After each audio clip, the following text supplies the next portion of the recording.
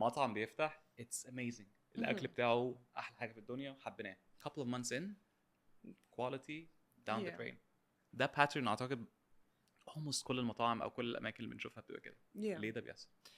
بتحصل منها جزء منه بيبقى poor start management أو start fund management عامة. جزء تاني منها poor employee retention. بتبتدي في الأول كل teams بيبقى فيها فترة storming.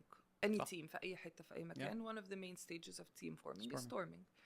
في المطاعم وفي المطابخ بالضغط بيبقى صعب قوي. فاكر لما كنا بنتكلم كنت بقول لك احنا بنعين على المواهب مش المهارات عشان الأيام اللي زي دي. عشان when it really gets tough لازم يبقى عندك القدرة إن بعد ما السيرفيس نخبط في بعض ناخد step ورا and we can all sit and have our staff meal or بتاع meal and we can talk and laugh it off وخلص ونكمل حياتنا.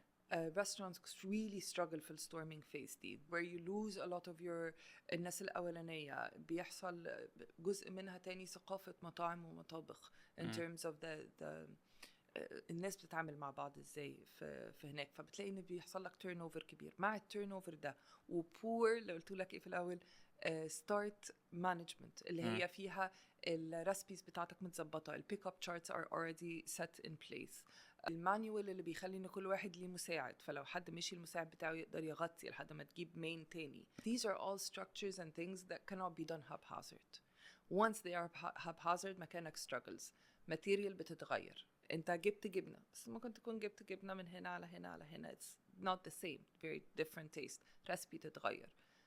فلما كل الاليمنتس اللي بتطلع الطبق قدامك تتغير من purchasing لexecution لstorage كل الحاجات دي then you are bound to have a different plate. فباسically السبب ان الconsistency بتاعت ان مطعم كان جميل وعظيم واحلى مطعم اكلت فيه في حياتي لان هو بقى حاجه ده ما اقدرش اصلا ابص على الطبق بتاعه is down to people الناس absolutely down to people. F&B is people through and through. If you have your people down you have your business down.